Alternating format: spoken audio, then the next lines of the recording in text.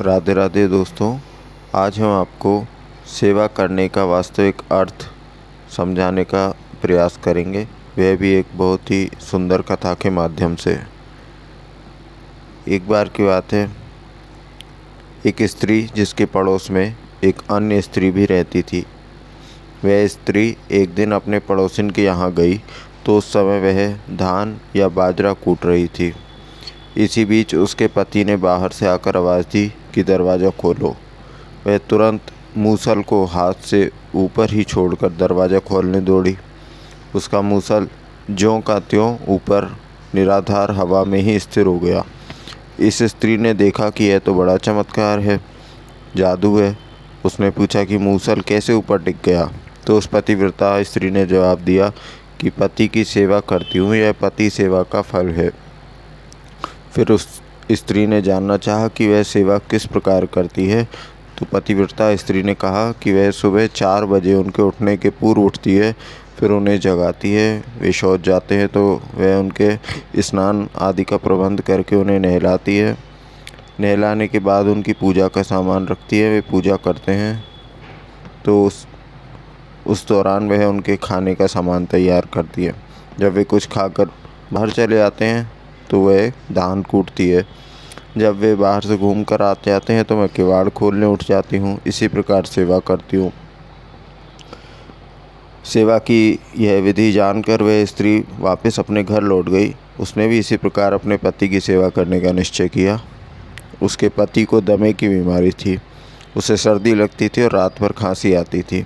सुबह किसी प्रकार आँख लगती थी। वह स्त्री भी 4 बजे उठकर अपने पति को उठाने लगी तो वह बोला, मैं रात भर का जगा हुआ हूँ, मुझे नींद आ रही है।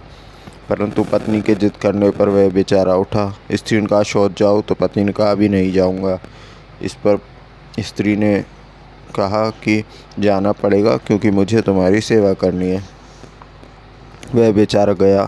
फिर नहाने के लिए ठंडा पानी रख दिया तो पति ने कहा, अभी नहीं नहाएंगे, खांसी बढ़ जाएगी। उसकी पत्नी ने जिद किया कि नहाना पड़ेगा क्योंकि मुझे तुम्हारी सेवा करनी है। बेचारा कांपते कांपते नहाया।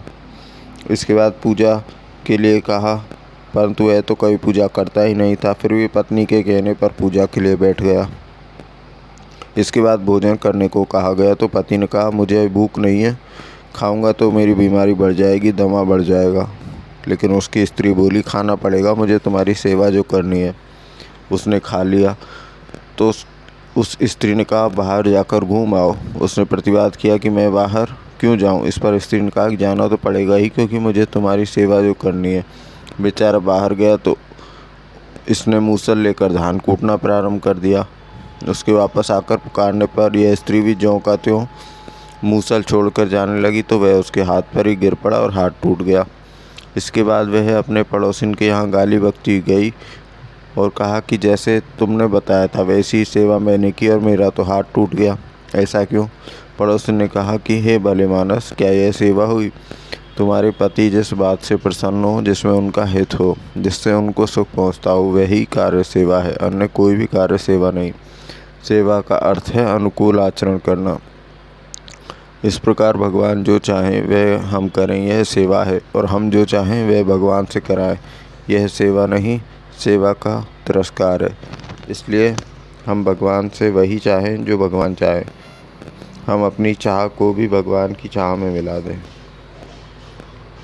चैतन्य महाप्रभु ने एक श्लोक में यह भाव निरूपित किया है कि भगवान चाहे मुझे हृदय से लगा लें, चाहे ठोकर मारकर दूर फेंक दे, मुझे उनकी कोई सेवा अपेक्षित है ही नहीं।